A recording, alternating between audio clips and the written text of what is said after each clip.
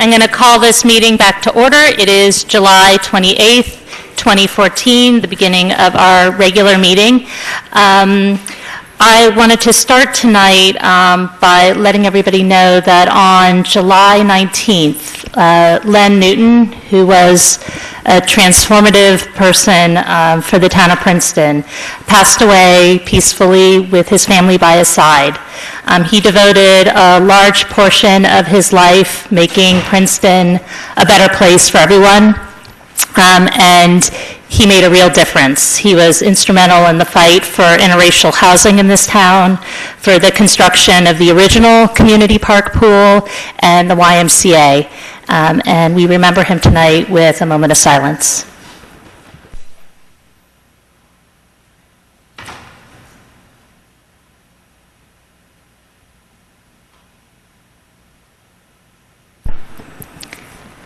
And now please join me for the Pledge of Allegiance.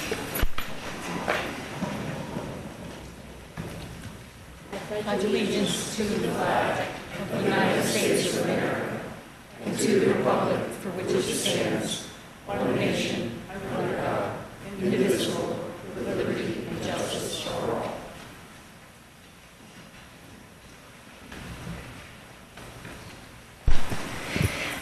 The first item on our agenda tonight are the minutes from the meeting of June 16th, 2014.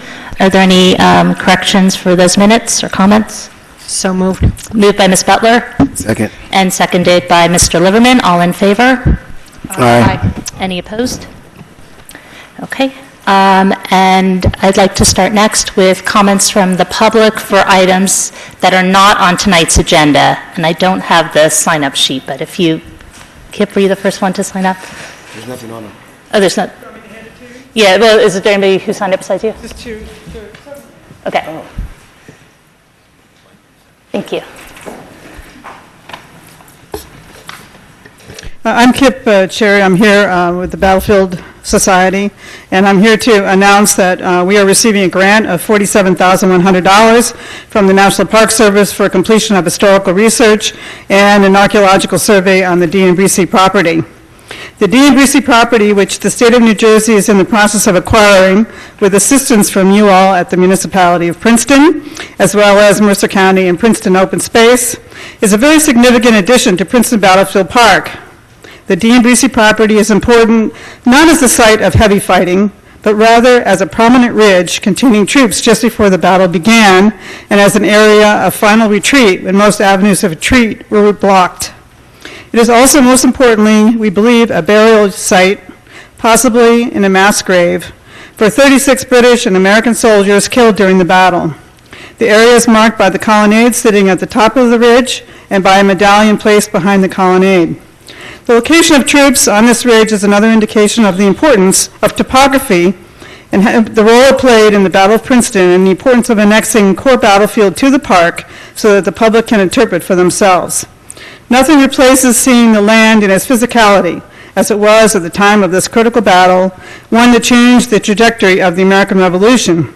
As you know, this battle took place in early 1777 after a year of terrible defeats for General Washington throughout most of 1776. Then finally, in late December, the Continental Army had a win in Trenton against the Hessians, only to be cornered by Cornwallis. You all know the story of Washington moving his entire army in the dead of night to Princeton, where for the first time he succeeded in a victory over professional British soldiers. That win did not come easily, of course, succeeding finally with Washington's counterattack on Maxwell Field. Through archaeology and a careful examination of original accounts, as artifacts and original documents come to light, we are learning more and more about the details of the Battle of Princeton and understanding better and better how it took place. The scope of work that PBS has proposed to the American Battlefield Protection Program is a model for any archaeological survey and includes ground-penetrating radar, plowing and cross-plowing, and metal detection from multiple angles. I should note that there is a real art to metal detection. It requires long-term experience on American Revolution battlefields and proper site preparation. The metal detector acts like an ice cream cone, wide at the top, but as it goes deeper, its detection area becomes narrower and narrower, and fewer artifacts are found unless proper procedures are followed to go over the area from multiple angles. At the same time, artifacts often are deeper than can be detected by metal detectors, but over time and with proper plowing, some of these items move toward the surface and are detected. Hence, multiple archaeological surveys at the same location will produce new artifacts over many years. And the story that these artifacts tell brings new understandings and interpretations to the battle and reminds all of us what it means to be an American. The recent anniversary at the site of the Battle of Normandy is just an example of the critical role an important battlefield site can play in reasserting who we are. The purchase of the DMVC property, an example of the importance of many things, but above all, it is the importance of forming a legacy. We have been working on this transaction for at least 5 years. The conclusion of this effort will form a permanent legacy for Joseph D'Ambrisi Sr. and his family, who are honoring him by persevering and seeing this through.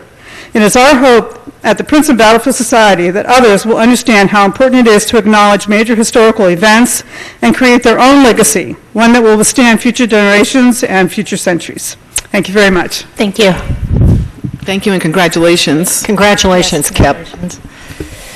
Paul Driscoll.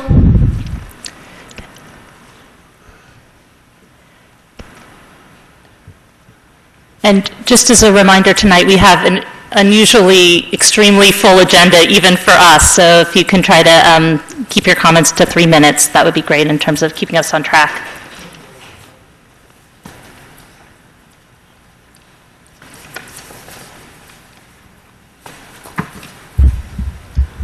Paul Driscoll, Harris Road. I'm addressing the issue of the hospital demolition, and in reference to the court case concerning the demolition of the former hospital site, I congratulate counsel on taking the right steps, although very belatedly, in hiring Ira Whitman as expert independent consultant and Neil Yaskin as environmental attorney. I also congratulate you on the ruling made in Trenton last week denying Avalon Bay's application for a preliminary injunction. As this case continues, we who live in the Witherspoon Street neighborhood are extremely concerned about the need to perform all of the testing which Ira Whitman has suggested. We must not forget that in March, Avalon Bay's vice president stated in a letter that the company agreed to comply with Whitman's original recommendations. Later, they reversed themselves and agreed only to comply with DEP standards, nothing more. Such a turnabout seems extremely disingenuous. One would think that a company of Avalon Bay's stature would want to perform additional testing to show good faith that they care about the health and safety of citizens as well as residents who will ultimately live in their future complex. Have you ever wondered what the cost would be to test for the soil versus what they have to pay for attorney fees to avoid testing? Attached are some aerial views of the former medical center at Princeton, showing an incinerator stack and diagrams, from which we can conclude that there was at least one and probably 2 incinerators on site, which nearby residents had put up with for decades. One photo showing the site in 1963 is from a book describing the history of the former medical center at Princeton. It is located in the reference section of the current library and is available to anyone with a library pass. Under these circumstances, what prevented the responsible parties from presenting this information at the time plans for the 280-unit complex were being reviewed by the planning board? These are among the issues which the neighbors of the hospital, as well as contributors to the Association for Planning at the hospital site, are requesting that you continue to address. We trust that you will not waver in this endeavor, and you have our full support. And as an added note, the first incinerator, we believe, existed from 1948 to 1963, and the second incinerator existed from 1963 to 1993. Thank you. Thank you. And Linda Auerbach.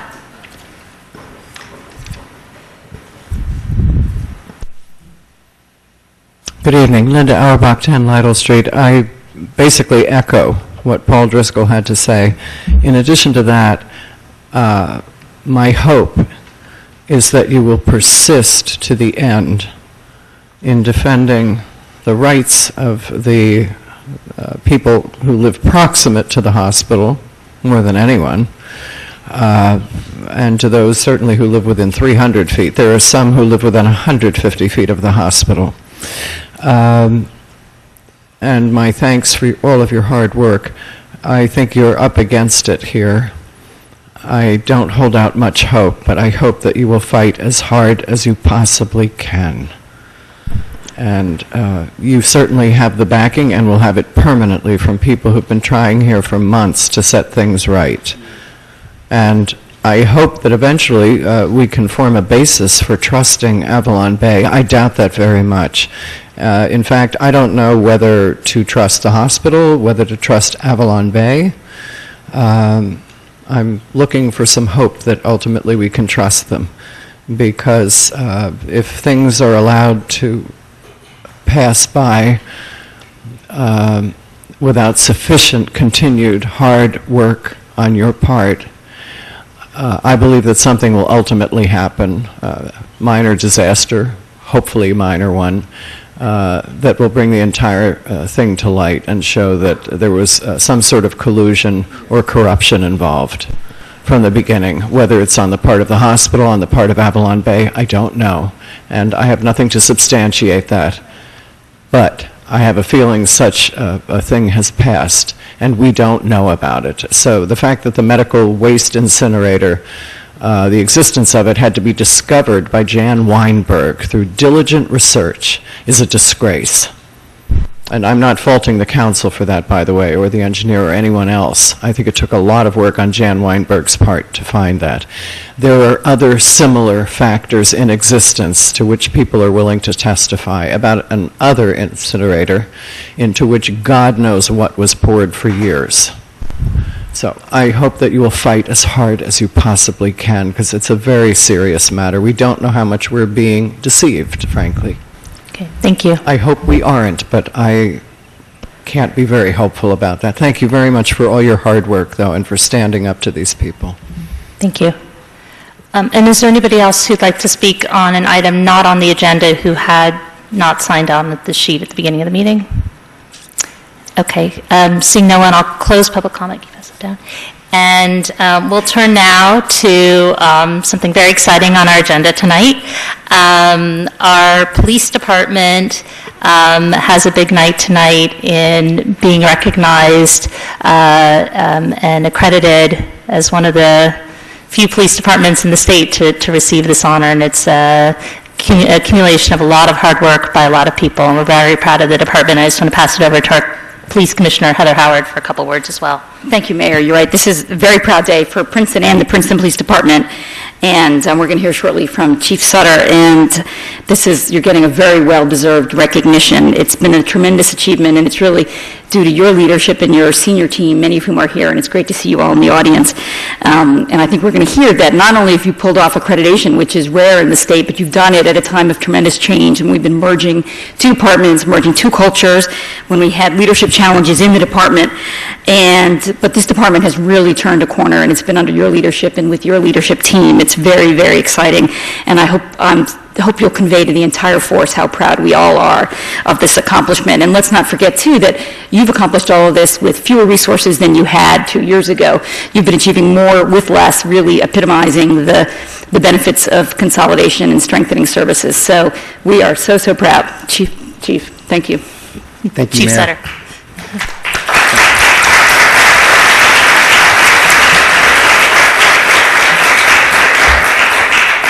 Thank you so much, and I echo Councilwoman Howard's sentiments about the timing of this process and how absolutely proud I am of our department's accomplishments, this coming on the heels of consolidation. As you know, we have Mr. Harry Delgado, the accreditation program manager from the state chiefs here tonight to present our department with the accreditation award. This was I guess the thing that I'm most proud about was that every member of our department has some hand in this achievement. While there were specific accomplishments by specific people that were instrumental in the achievement, every one of our officers had to meet certain standards and practice those standards, and we must continue to practice those standards going forward, which is a credit to their resilience coming off such change and their ability to adapt so quickly to things. So with that being said, I want to recognize some specific people. I'd like to recognize Lieutenant Chris Morgan, our accreditation manager, the assistant accreditation manager, Steve Riccatello, Sergeant Stephen Riccatello. They led us through this process, and they were instrumental in paying the attention to detail that was so necessary. Also with us tonight is Lieutenant Sharon Papp, and I want to recognize her as well as Lieutenant Toole, who's not here tonight, and Lieutenant Courier, who couldn't be here tonight. It was their leadership and their ability to implement these strategies that were so needed that really led to the quick success that we achieved. So without further ado, Mr. Harry Delgado.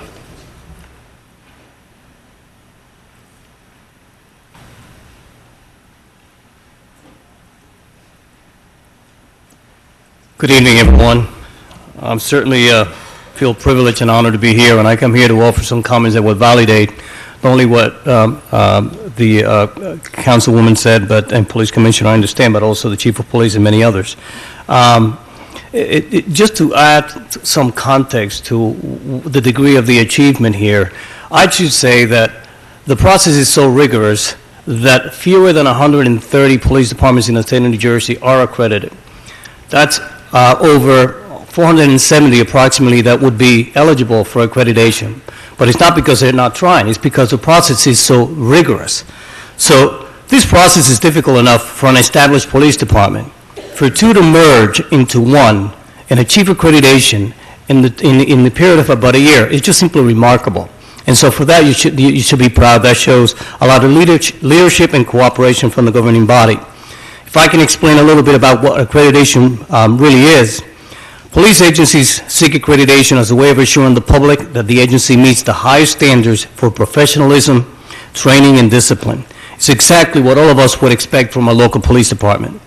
Accreditation is a certification by an independent reviewing authority, the New Jersey State Association of Chiefs of Police, that a law enforcement agency has met specific requirements and prescribed standards. It is not a one-time event, but rather a process. It requires file maintenance with actual proofs for compliance and reaccreditation every 3 years. The chief stated they have to prove that they actually follow the procedures and meet the standards.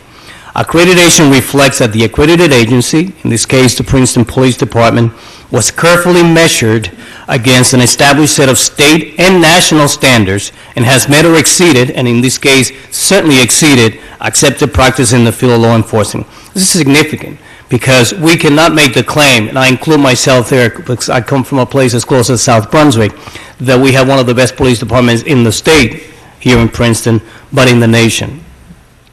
There's plenty of research, and I won't give you some of those stats, but I'll share with you some of the other benefits of accreditation. Accredited agencies are better able to defend against lawsuits and citizens' complaints. Accreditation provides objective evidence of an agency's commitment to excellence in leadership, resource management, and service delivery. And in fact, you have a more efficient and effective police department. Government officials can be more confident in the agency's ability to operate efficiently and meet community needs. And accreditation, very importantly, embodies the precepts of community-oriented policing. It creates a forum in which police and citizens work together to prevent and control challenges confronting law enforcement and provides clear direction about community expectations. Accreditation standards give the chief a proven management system of written directives, sound training, clearly defined lines of authority, and routine reports that support decision-making and resource allocation.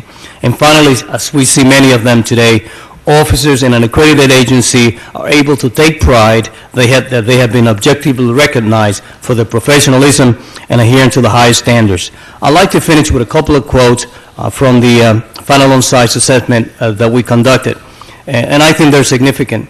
We add undue stress to not only the police department, but those that participate and are here when we come in for the two-day assessment, because we literally, in very detail, thoroughly review all the documentation that needs to be presented for the proofs of compliance to the 100 standards.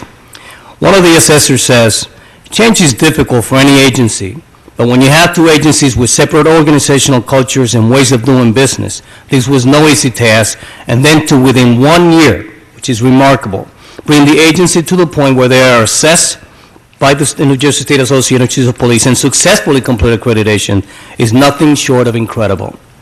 One more. What made this transition to a unified Princeton Police Department a success was the commitment by the leadership, the rank and file, those that support the process, and made the transition such a successful one. It made it so successful, and what made it so successful was the agency's leadership and rank and file working together to address all these issues that we will not address here tonight, but certainly were inherent in the consolidation of two law enforcement agencies into one. So without further ado, and I appreciate your indulgence, as a representative of the New Jersey State Association of Chiefs of Police and the New Jersey Law Enforcement Commission, we congratulate Chief Nicholas Sutter, the accreditation manager, Christopher Morgan, very experienced, the staff of the Princeton Police Department, the governing body, and the community they so proudly serve for achieving accreditation, joining a very exclusive a group of law enforcement agencies that have made a clear and distinct commitment to excellence in policing. So congratulations, Chief. Let me present you with a certificate.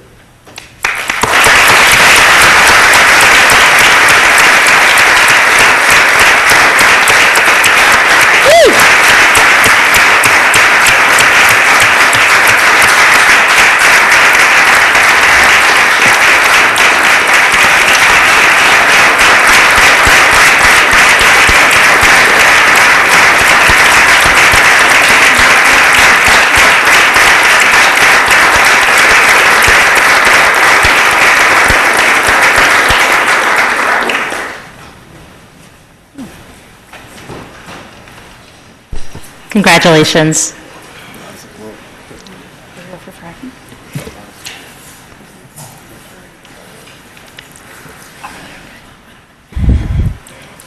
Okay. Now we're going to turn to the work sessions that we have for tonight, and you'll notice that we have a very full agenda tonight. So before we start, I wanted to get a show of hands. How many people were here for what work session, just so I can help to budget the time. So who's here for the COA work session for affordable housing? Okay, and how about for the parking? Okay, and for the hours of operation? Okay, and leaf and brush? Okay, so I don't know if you can see each other, but it's just, we're going to try to make this work as best as we can, and if everybody can just be considerate of one another and know that there's a lot of people here tonight that want to speak, and we have limited time. And I also want you to know, as a work session, it means that we're not making any decisions tonight. This is an opportunity for council to hear from staff and to give some feedback, and obviously we want to hear from you all as well. But for each of these issues, aside from the COA issue, for the other three, we're going to be revisiting those at a future date as well. So there's some sign-up sheets here. Don't use them yet, but I'm going to, for each of these, probably spend about a half hour, and at the end of that half hour, if you wanted to speak and didn't get a chance, I've never done this before, but just because of the volume of things we have to get through tonight, I'll ask you to sign one of the sheets, and you'll have the first opportunity when we revisit the issue, probably in September. And I apologize for the amount that's on our agenda tonight. It's August. We can't really do anything of substance in August, and it's important for us to give our staff some direction over the next month so people aren't just sitting around waiting for us to give them some feedback. So, Ms. Howard? A colleague had an idea about maybe people could line up. Would that be more efficient? So that would at least give more people time to speak? When we get to that point, yeah, I think we'll hear presentations first, and then when it comes time for public comment, we can have people line up. And again, it's if somebody has said something that you agree with, if you could just say, I agree with whoever just made the point that you agree with, and so we can try to hear from as many of you as possible, that would be great. Okay, so we'll start with the COA presentation, and I'm going to invite up Shirley Bishop, who's our affordable housing consultant. And this was an issue that we had talked about a few weeks ago, and we have to get our comments back to the state in a few days. So this is something that's important for us to wrap up tonight so that we know what our response is going to be. Yes. As you know, COA adopted and published in the Register third-round proposed regulations. Their comment period ends this Friday, August 1st. I would like to thank the Christy Peacock and the Affordable Housing Board, the Affordable Housing Board attorney, the speakers from the public, and you, the mayor and council, for all of the input you gave. The input that you gave was then reduced to the comment section for COA. I understand you have a very busy agenda, so what I think I will do is just basically summarize the intent of all of the comments and then quickly go through just a brief summary of each one of them. Basically, your comments deal with COA really not adopting rules, third-round rules, that were consistent with the second-round rules, which the Supreme Court directed COA to do. COA also, instead of having a 20% set-aside for affordable housing, has reduced the set-aside to 10%. And in all of the comments regarding the 10% set-aside, COA has been absolutely firm that the 20% set-aside is working in Princeton, there is a need for affordable housing, and that the 20% set-aside should be reinstated. There's also a comment regarding your 151-unit rehabilitation obligation, asking COA what the survey would be to undertake it and the possible cost. And finally, there is an economic feasibility study that's required of every site that's in a plan that's incredibly detailed and costly, and towns would have to hire a special economic consultant to do this particular feasibility study. Other than, I have never heard somebody come out definitely in favor of the economic feasibility study, and most of the towns of my municipal clients have said that it's an unnecessary cost-generating expense. Now, there also is no requirement, I'm looking at the first comment, which I think I'll just summarize the comments to go through it quickly, and if you have any questions, please ask me. There are no rental bonuses for the third-round prospective obligation. Your comments are asking that all of the mechanisms to address affordable housing that were in the second-round regulations also be carried over to the prospective need.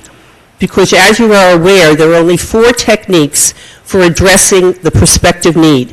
That's municipal construction, inclusionary development, redevelopment, and community residences for the developmentally disabled. You also, regarding rehabilitation, COA has traditionally credited rehabilitation from the census date, which would be April 1st, 2010. They are now crediting it from July 2014, which cuts off credits for any of the rehab that you have completed from 2010 to 2014. And this is unprecedented because they've always used the census data. In addition, Princeton is asking about the buildable limit capacity that COA gave you a 0 obligation for your unanswered prior obligation and your prospective need because of the buildable limit capacity. And you have asked that COA should be encouraging municipalities to provide for affordable housing instead of setting a buildable limit of 0, where Princeton has always been in the forefront of moving forward with affordable housing. Yay, good for Princeton. Also, you're supportive that 13% of your units, affordable units, must be available for very low-income families. The need is there. And you can address the 13% very low by many of your group homes, the community residences, which you already have a community residence here in Princeton. COA did not define maximum densities or did not define minimum densities. They've always had the traditional in standard suburban development of 6 to the acre for a single-family unit, 8 to the acre for attached townhouses, and 10 to the acre for multifamily. There are no minimum densities at all in any of the proposed COA regulations.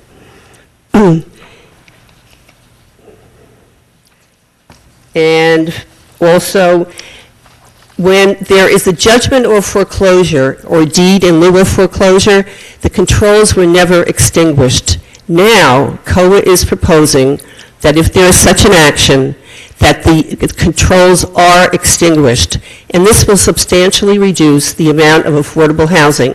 And if a municipality goes in to try and purchase the house, it will be expensive. And most of the municipalities are very opposed to extinguishing controls on foreclosure. And COA also has a section on the use of funds, affordable housing funds. It's incredibly unclear, and you have asked that COA clarify the use of your trust fund money for affordable housing opportunities.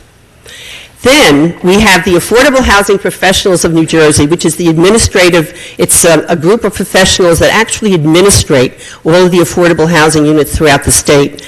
And they came in with very detailed comments that they are sending to COA. And they have also asked any of the towns that if you feel strongly about any of these particular comments, that you please feel free to include the comments within your comments submission to COA. And I've marked off some of them, and in the interest of moving this along, most of them reinforce what you've already said. But I think it would be wise if you use some of their comments after you have the comments that you've already gathered together, and then use those to just, show that you are supportive of all of this. And I've marked some of them. There is nothing different. It's just really the same old, but told in a different manner. And with that, I would be very happy to answer any questions. Are there any questions? Well, the way we'll work this, we'll do questions from council, and then we'll hear from anybody in the public who wants to speak as well. Ms. Krummeller? About how many rehabs has Princeton done in the last 3 years, say? Christy, do you know? 47. You have an ongoing rehab program. Mr. Limerick? Thank you, Shirley. That's a great job. I just want to state a few things. One is that I think that the full council up here, the mayor had written a great editorial recently, the Star-Ledger, expressing how important it is to have affordable housing, how affordable housing brings diversity, it brings everything to a community, and it's just such a wonderful way for most communities to thrive, is to have an expansive, affordable housing program. And Princeton, before anyone told us we had to have affordable housing, were doing affordable housing 30, 40 years ago. And I just think that it's embedded within Princeton and the community and the people we are to continue affordable housing. And 20% set aside, I think, is totally fair. And I think that's why so many people, when we saw the new numbers and the way things were going, a lot of us were going ballistic, saying, oh my God, that's not for us. So all the comments that we're going to submit, I think will strengthen what Princeton is as a town, and I'm just so proud that we all believe in that. So thank you, and thank the town of Princeton. Yeah, Ms. Krummeller? Well, yes, I want to say I'm very proud of our town also, and I'm glad that we're expressing support, and I've heard from a lot of residents, and it makes me proud that I hear from residents who care about this issue too. And I'm glad that we're supporting, the rest of the state, that we're trying to make a difference in the state. But let's just say worst case scenario happens and the bad changes happen. What are we as a town prevented from requiring requiring the set-aside, or continuing with our own policies on affordable housing? We have to wait to see how COA comments on such a comment, the response from COA. I can't answer that right now. I'd like to very strongly support the comment that we have in there on the requirement for an economic feasibility study. It is not an economic impact study, which in the past many people have asked that we look at, and we're not permitted to do that. This is a feasibility study of whether or not the development with the affordable housing will be economically sustainable. And I think it is a misuse of affordable housing funds to apply them to an economic feasibility study that has not been required in the past, and is something that can be worked out between the developer and the municipality. Ms. Howard? I want to thank you and Lance and Christy for all you did to coordinate so much public input, which is also, I think, Jenny, to echo your comments, what's exciting here is that there was substantial public input here. So what we're producing is are some comments that we can be really proud of. And Mayor, especially you with your op-ed being read statewide, reminds people of the leadership role Princeton has taken. And I just want to comment, too, that what's exciting looking ahead is that we have the opportunity not just to talk the talk, but to walk the walk, that we have some opportunities coming up within the next year for affordable housing in Princeton. There are some tracks right now already where we can contemplate putting affordable housing in. So I think the elements are there, and we have some opportunities to really make do on this promise we're making. Terrific. I want to make sure we have a chance to hear from the public too. So I'll invite anybody who'd like to speak on this to come. And if you could just line up if you're interested in speaking on our COA comments. Can I just make a comment as a board member? Sure, definitely. Kate Warren, Jefferson Road. I'm a board member of the Affordable Housing Program. I just want to say that the 10% set aside, my reading, and I'll check with Shirley and Christy, that there is leeway for a municipality to require more.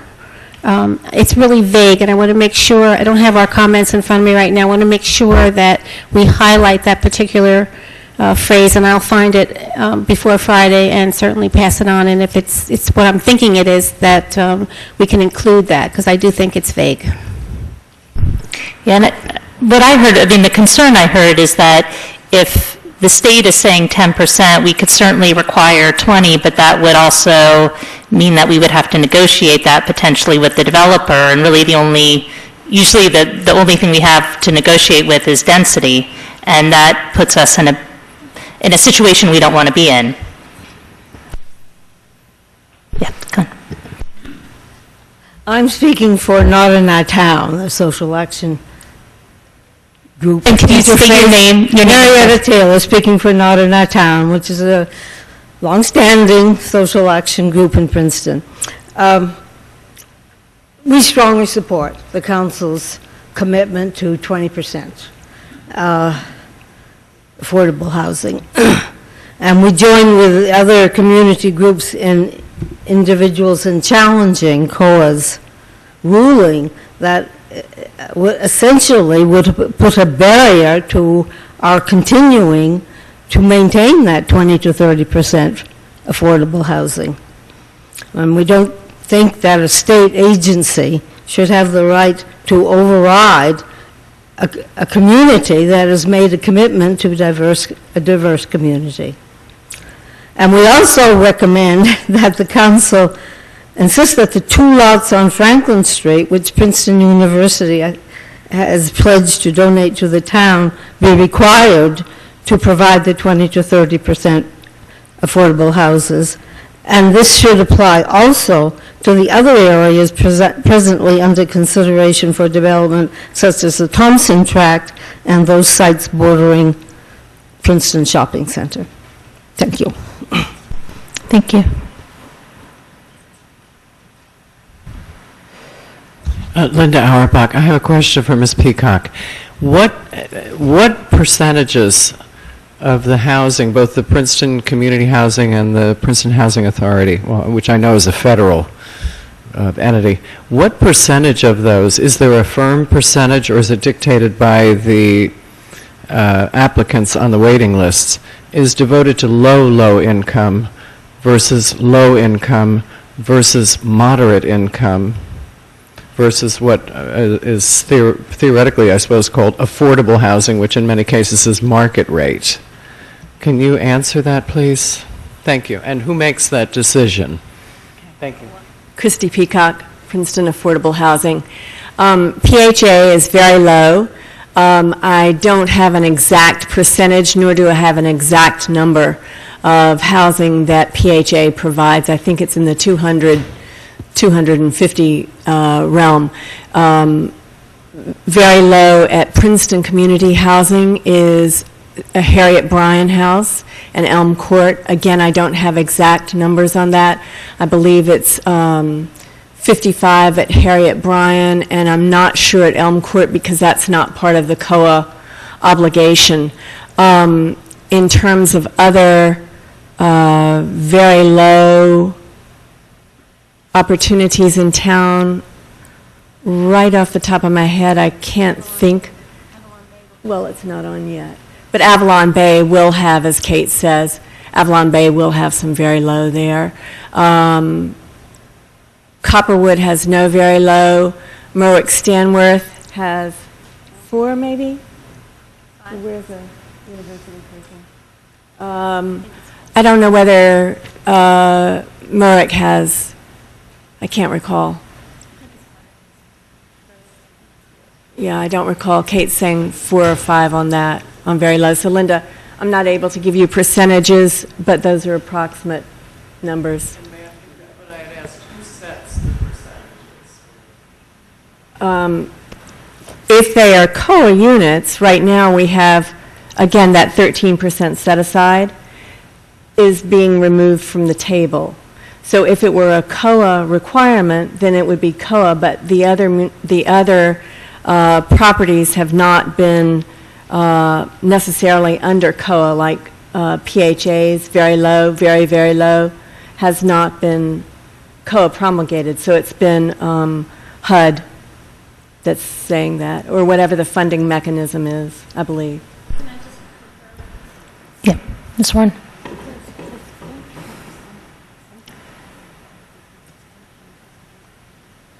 It's not. It's 20%.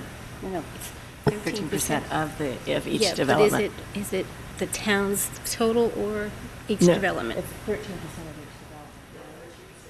Yeah, that's what I thought. Oh, we're Yeah, having discussions yeah, here. that's what I thought. 13% of the total town's obligation to affordable housing would be very, very low. Okay. Not per development. Okay, that makes sense. The funding mechanism determines if it's very low, low, or moderate income. And I think a lot of your developments came online or received approvals prior to the requirement of the 13% very low. But once that requirement came into place, you made that a requirement of planning board approval. Is there anybody else who'd like to speak to this? Ms. Cherry? Kip Cherry, 24 Dempsey Avenue. First of all, I want to congratulate the mayor and the council for their leadership in this. Secondly, I want to just talk about, just real briefly, what Princeton is. Princeton is a really unusual, diverse community. We want to keep it that way. Why is it that way? I'm not really sure, actually. I think that we become a magnet for people of all kinds who want to be here, and we have this tremendous socioeconomic diversity that we want to keep. So I think that it's really important to fight for the 20%. The 20% gives some people a fighting chance to stay here who might otherwise not be able to stay. We all know that the price of real estate continues to go up, and so people are squeezed in Princeton, and we constantly are losing people who can't afford to be here anymore. And we need to give them a fighting chance. Some of them are born here. Some of them have spent all their lives here. And we need to make sure that they have an opportunity to stay in Princeton as long as they want to. We all benefit from this. We benefit from a town that is not homogeneous and all of one type. We benefit because we have different kinds of people who have different values, but all are Americans and all are committed to making Princeton a wonderful place. And we need to keep that. Thank you. Thank you. Is there anybody else? Yes, come on up.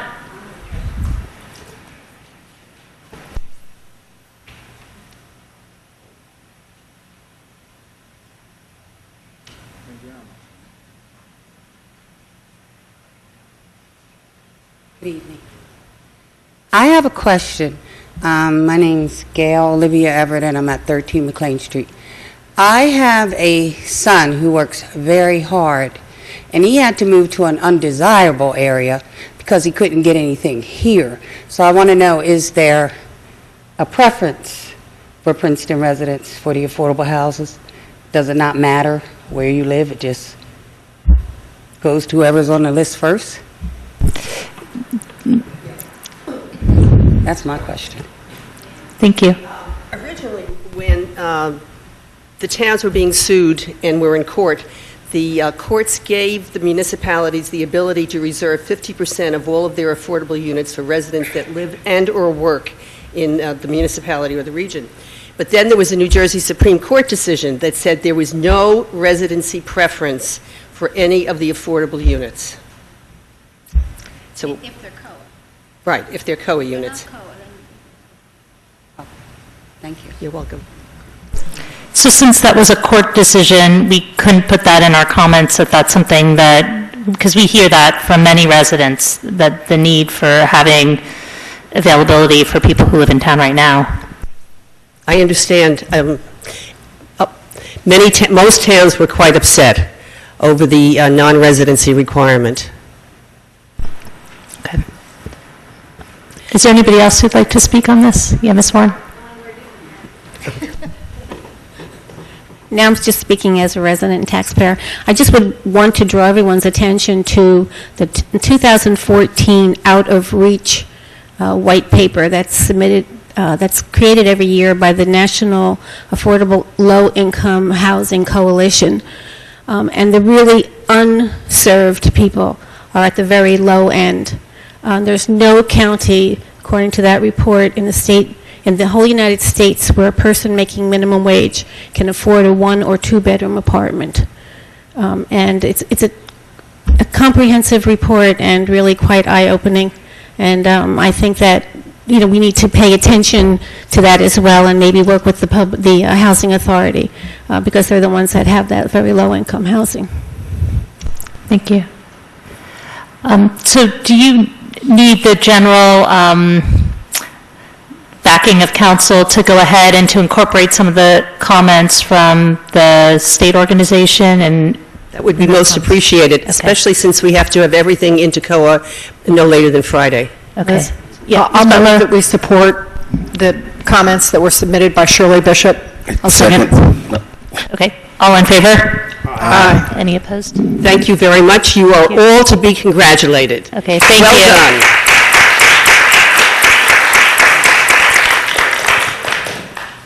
Okay, so now there were lots of hands on all of these, so we're just going to go through them in the order that they were listed. The next is going to be a discussion on the parking ordinance, and I'd like to call up Jack West and Deanna Stockton from our engineering department. And just as a preface to this, what we're trying to do tonight, parking is obviously a really complicated issue, and the goal tonight is to get an overview of what the situation is right now, and for council to give some feedback as to, are we going to try to harmonize some of the things that are different right now, including some of the fees for the permits, and some of the areas where there's overnight parking allowed and not allowed. So with that, I'm going to turn it over to you two to walk us through.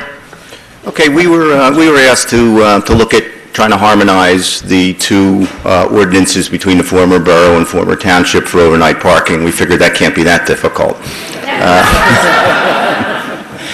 Well, we were wrong.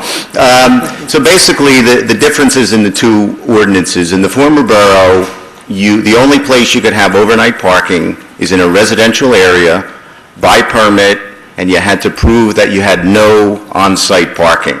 So basically, that took away 90% of the residential zones. Really, the only areas it applies to are some of the units in the John Witherspoon neighborhood.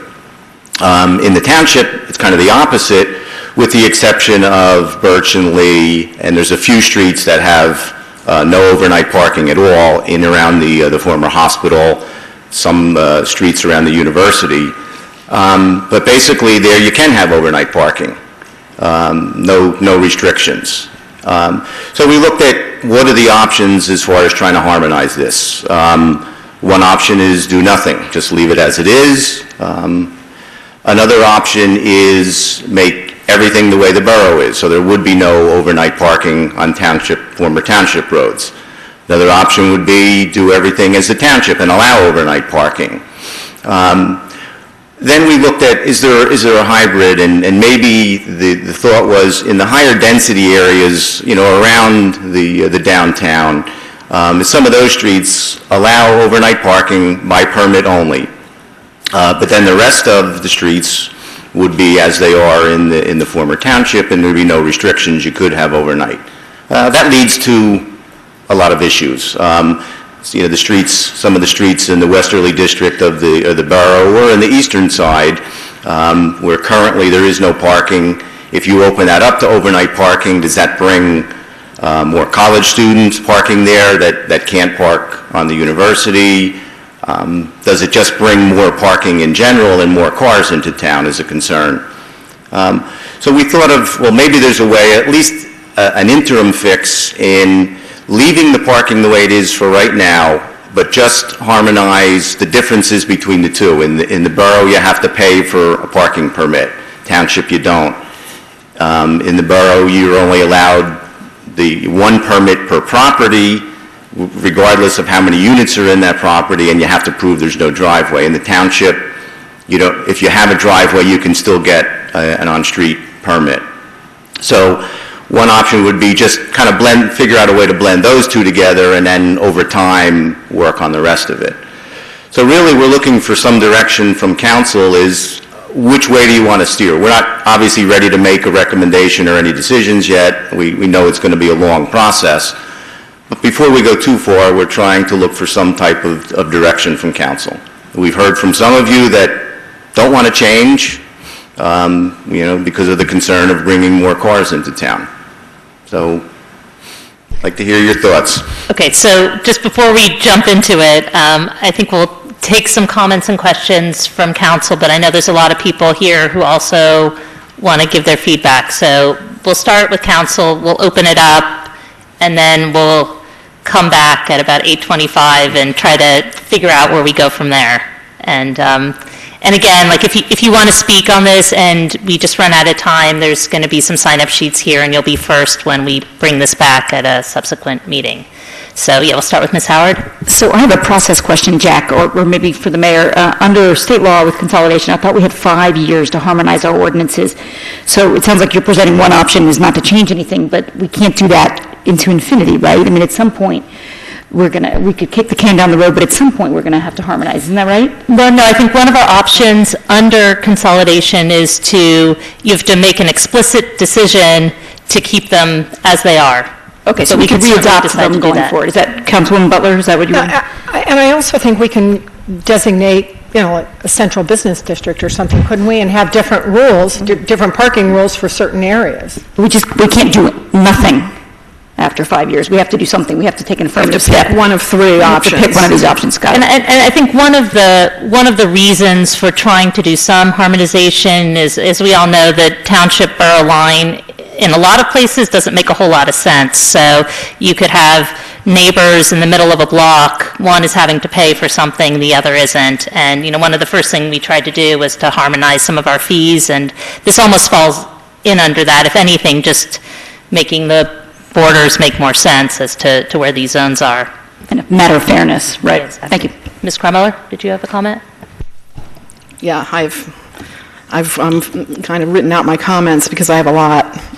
The policy implications for sustainability and walkability about this issue are clear. I would urge us not to expand free overnight parking, but instead to look at our current permit process and figure out how we can address problems in a way to minimize additional cars finding new permanent homes. Princeton our master plan states in its circulation element, a concerted effort should be made to support reduced dependency upon the automobile. Instead, the community should support efforts to provide increased walkability, bikeability, and transit. Expanding overnight parking just goes against this. Former borough policymakers have always resisted pressure to expand overnight parking. It seems like now, when walkability is actually a word, and many of us are claiming to want to incentivize public transit, bicycling, and walking instead of driving, we'd be working against those goals if we were give in to the pressure now. Walkability research, experience, and common sense suggests that expanding overnight parking will result in additional cars. This goes against the idea of making our town more walkable. Cars parked on the streets overnight inevitably mean cars parked during the day, reducing the availability of spaces available for public use. Other towns with overnight parking prohibitions cite safety concerns as a reason to limit overnight parking. Street cleaning and snow removal are other concerns, but I'd like to hear from our police on that. It has never been our policy to subsidize private vehicle parking, and with our ever-increasing property taxes, we should not start doing that now. Taxpayers should not be asked to fund and maintain new residential parking spots for those who currently do not have them. Subsidizing the overnight parking lot and a larger expanded permit system will add a new cost in management also. Properties without driveways are sold at lower cost than those with driveways. This is why real estate ads tout parking availability as an amenity. Providing free parking for these properties will raise their price and remove the discount and incentive for non-car owners to move here. The least harmful way to address this issue, in my view, is to keep the parking boundaries as they are. Nobody will get new free parking, and nobody will have parking taken away. We should examine our permit system and perhaps adjust the prices to react to the market. I believe there's a wrong mindset that residents deserve taxpayer-funded parking space. I am supportive of subsidized housing and other relief for low-income residents, but I do not support subsidized housing. Subsidized parking. Did I say housing? Sorry. Parking. Vehicle ownership is correlated to income, and those without cars are most likely to be lower income. According to former borough mayor Marvin Reed, the ban on overnight parking served an important purpose in preventing overcrowding. He told me that adding additional cars and additional residents would add additional residents to apartment buildings, and that makes sense to me. So I feel really strongly, as you know, that we should keep the status quo. Is there anybody on the side who would like to comment? Well, I don't disagree too much with Jenny. I just want to say that my concern would be the houses that do not have parking currently, that are allowed to park in front, especially on some of the small streets. I am concerned. Some of these are senior citizens, and they have to be within parking distance. Some of them are senior citizens, and they have to be able to park and so forth. So on some of the smaller streets where there's no parking, I do want to continue them having parking. Well, I want to keep the permit system, or fine-tune the permit system so it's equal, even though I guess if we have some people getting free parking, that's going to be tough because we're going to ask them to pay, because I don't think that we should start giving out free parking. Okay, thank you. Okay. Anybody else before we open it up for the public? I would just say I agree with Jenny wholeheartedly. I think that free parking stimulates car-based development that really hurts lower-income people in our community. And if we are to have good mass transit and support mass transit, continuing to make decisions that favor cars over walkability and increase mass transit won't get us to the sustainability and walkable community that we say we desire. Furthermore, I'm sorry that Sergeant Murray is not here tonight, but we've talked about this in traffic and transportation, and it was my sense from him that the police and perhaps Public Works, Bob Hoff, I don't know if you want to weigh in on this, also preferred to have no parking for periods of street cleaning, snow removal. We've heard from residents that when there is parking, and I've had this experience myself, people park too close to your driveway, park in front of your driveway. If they're allowed to have overnight parking without permits in particular, it's very difficult to track down who those people are, to get them to move. It creates a lot of additional police work, I think. So I thought really that the police were going to take a stronger position against expanding the parking on the streets, particularly overnight. And I know that Sergeant Murray talked about feeling pretty strongly about consistency on our Sunday meters. We do have meters, but that's kind of a different issue. That's not really overnight parking, but creating some consistency with our in-town meters, Central Business District. But I also thought it was the wish of Public Works to have clean streets. We did talk, we actually met with Public Works, with police, with all the different department heads as far as what the pros and cons are. And those are some of the issues. You know, we would, if we did have the overnight parking by permit, there would be certain days and hours, as you do in the former township, where you can't park for street sweeping. There would be no overnight, there would be no parking on the street when it snows. So you can address those issues, but you're right, they are concerns that have come up and would have to be addressed. I was actually doing some, searching on the internet about what other municipalities do, and it turns out that a lot of municipalities in cold weather, snowy climes have no parking months, that they won't allow parking on the streets overnight, so. Let's not wish for another horrible winter. I'm not wishing for it, but there are plenty of communities that don't allow parking overnight for, a lot of these same reasons. Ability to clean streets, it's safer without them, it increases walkability, you have a better looking town. Mr. Simon, did you want to? Just a few brief comments. In general, I'm waiting to hear from comments from the public to more fully form my own opinions on this. Just a couple of brief comments. One is with respect to consolidation, we do have the option to continue our current ordinances. We are not obligated to harmonize them within 5 years. With respect to where I think we should go, I think we should try to get to a point where we are harmonized so that similar neighborhoods, whether they're in the former borough or former township, have similar regulations. And I think that might end up expanding some free parking in some areas and removing it in other areas. I'm not quite sure, but I think we should go for something where we end up with something that, as appropriate by neighborhood, we should strive for consistency. And the last comment I'll make is that one of the things that I know causes consternation for new residents is not being aware of the no parking requirement on their street and getting their first ticket within the first week of moving in. So I'd like to find some way as part of this process to, one, increase the publicity of this regulation, especially if we can find any way to do that for new residents, and two, maybe include a formal warning system for people who, for first offense, it's a warning and not a fee. So those are just some initial thoughts, and I'm waiting to hear the public to more fully form additional concerns. Okay. Points, we'll take it. Just a quick, also when I was looking at some other towns, one of the ways that one town dealt with guest permits was that it gave a certain number of guest permits. Right now, we can call the police and say, I need to park overnight because my mother's visiting, but you can, in some towns, they gave out a set number of guest permits, and that might be something to consider. I don't know if that would be easier or harder for the police. Okay. I'd like to open it up now to public comment, and if you're interested in making a comment, I'd like everybody to, if you could stand up and make a line, and then we can have a better chance of hearing from more people. And when you come to the mic, if you could state your name and address, please. Sure.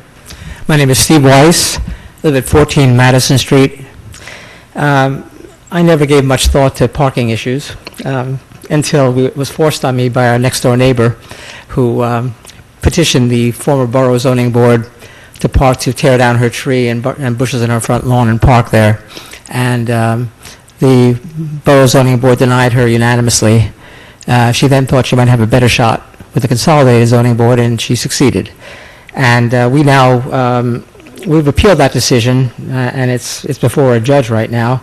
So, but I don't want to really talk about that this evening, unless you'd like me to. But what I'd like to talk about instead is some of the general thoughts I've had on the problems of parking that arise on a street like ours, Madison Street, in a neighborhood like ours, in the R4 zone, when a parking issue was resolved the way that the one next door to our house was.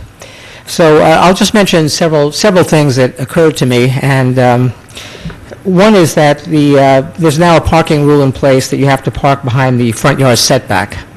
Now, our next door neighbor is now required to park in her front yard setback.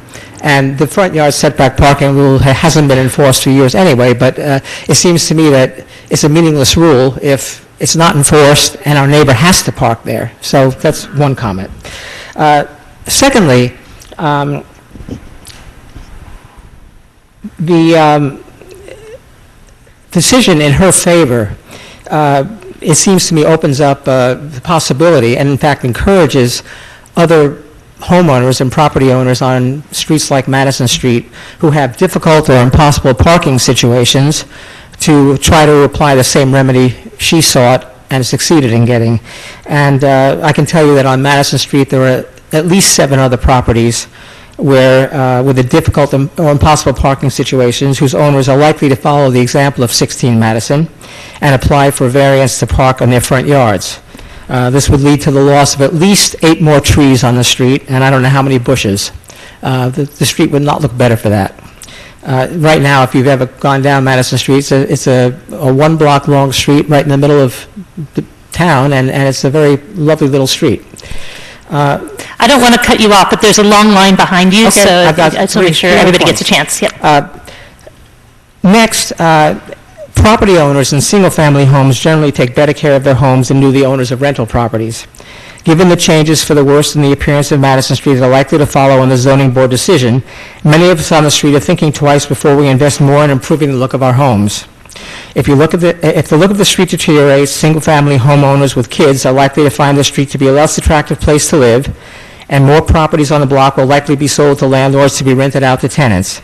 This will create more congestion on the street, more cars to find parking spaces for, and more petitions from landlords for front yard parking on their properties.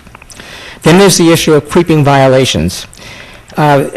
We've lived in our house for 32 years. The house directly across from ours is a good example. I'll give you a brief summary of it. There was a man there named Hans Lechner, who petitioned the old Borough Zoning Board for a hardship variance because he had a heart condition to park in his front yard. He was granted the variance. He never parked there. He owned another property in town and parked there. Instead, he rented out his front yard to 2 cars illegally. The 2 cars parked there. He was never issued a violation, I don't think, on that. And when he died, the next owners and their next-door neighbor petitioned the zoning board to make 3 or 5 parking spaces. They were denied. But there's a kind of creeping nature to this business that's very bad.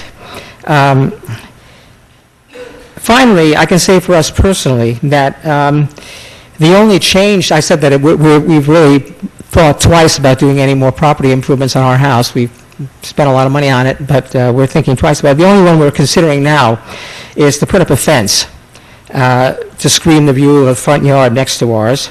Until a week ago, when we looked out our living room window, we saw a nice flowering pear tree and 4 rhododendrons and some other bushes. And now we see a parking lot. And I'm sorry. There's just we're going to have to cut this discussion off in 10 minutes. But I want to have a chance to hear from everyone. That's my last point. Okay. And so now we see a parking lot area and cars, and we don't like to see a fence separating properties. It breaks up the street. And I think it also creates a danger. I can tell you that between our house and the house next to ours on the other side, there was a fence covered with ivy for many years, and we several times almost backed into cars or pedestrians backing out of our driveway.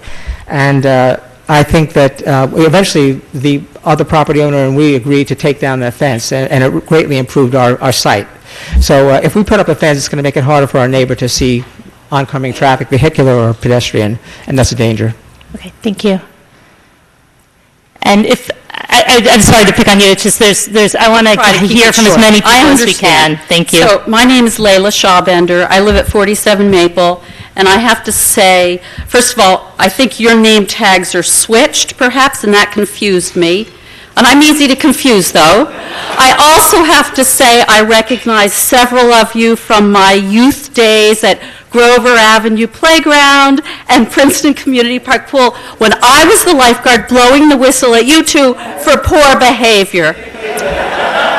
I also need to say that I believe you, Mr. Kaiser, worked with my mom many years ago, Eileen, over the S92 thing. So I think my point here is I've lived in Princeton for a really long time, and I've seen lots of issues discussed and been part of lots of issues. Right now I'm living on Maple Street. It's a wonderful place to live. I think that the parking for our side of town, our part of town, should stay as it is, with one small exception. I would really like to see Maple Street and the surrounding areas given a 2-hour limit, because we get lots of people from the university, graduate students, and I work at the university, I need to be careful, who park here because we've closed some of the parking lots. And they come and they park on Maple Street and they stay all day. I'm one of the fortunate ones, I have off-street parking, but I know some of my neighbors don't, and so if they go out in the morning and come back at various times during the day, they're really hard-pressed to find places to park. So I have no issue with the way the parking is arranged with that. One thing, be nice if the residents who don't have off-street parking didn't have to pay, because it is little more money that they have to spend. The other thing I do want to say is it'd be nice if you could paint lines, because I have a very small, very low-to-the-ground car, and often there's a SUV or a minivan parked on either side of my driveway, and I fear I'm taking my life in my hands as I back out. So if there were lines, it would help people stay where they need to be. The other thing I have to say, changing the subject a touch, but I have thought about taking down the trees and the shrubbery on my property, not necessarily for parking, but more because my services have been cut back. All of the trimmings and clippings and tree branches, etc., that used to get picked up all throughout the summertime are no longer picked up, so I'm now paying to have my garden refuse taken away. I know that's not related, but thank you. Yeah, well, you can stick around, because the topic after the next one will be the leaf and brush pickup, so. Hi, Gail. Gail Olivia Everett, 13 McLean Street. First of all, I want to thank all of you for coming together and trying to do something about this. It's very important. Mr. Simon, you said the most important thing I heard tonight, let's make it fair. And it is not fair, we know that. I've been in my house 20 years on McLean Street. I have to rent a spot in the McLean Street lot. Last night, my brand new car, who did it, I don't know, I was sound asleep. Someone drove in that lot and they tore my brand new car up in the back. Okay, now, what I want to say to you is that, you know, I know it's tough for parking, but why would we have one area of town be able to get parking permits for people like me? I only have a one-car driveway, so it's really, really tough, you know, and I just think we need to make it fair. And I want to say that it was about 2 months ago. I was very sick. My husband wasn't feeling well, so I called the police department to ask if I could park overnight, because when I woke up it was midnight, and I'm going to tell you, I was scared to death to go in that parking lot on McLean Street at midnight. And I was told no. And I tried to explain why I was asking for that permit. So as bad as I was feeling and as scared as I was, I got up at midnight and made it, you know, and took my car and parked it. So I just think that, you know, we need a little more consideration sometimes. We just need to really do this in a fair way. It's not fair right now. And a couple of weeks ago, I was helping my sister who has a heart condition. We both live on McLean Street. She wanted to do a yard sale. So when I came from teaching my class, I went directly to her. I was not even in that spot more than an hour and a half. The cop drove around that corner 8 times, and there are witnesses to this. And I'm walking, and I'm like, were you looking for something at 13 McLean? Because he kept looking over at my house. And he said, whose car is that? And I said, well, it's my car. And he said, well, you can't park there more than 2 hours. And so I said, well, you know, usually we do. I didn't argue or disrespect him. I respect the police. And then he said, well, you'll have to get a parking permit for across the street. And I said, well, I have one. I will gladly move. But I want to know why all the other cars that stayed there way longer than 2 hours were not singled out like I was. I don't mind following rules, but let's be fair about it. I really hope that something gets done. You know, I would love to be, I'm scared to park my car in that lot now. I really am. My car's tore up. That's money out my pocket. I'm struggling to pay my mortgage, and I'm paying $25 a month for a parking permit, and then I have to get my car torn up. The lot in McLean is really designed very poorly, because you come up one way to go in and you come from another. All the cars on that road, they are sitting targets.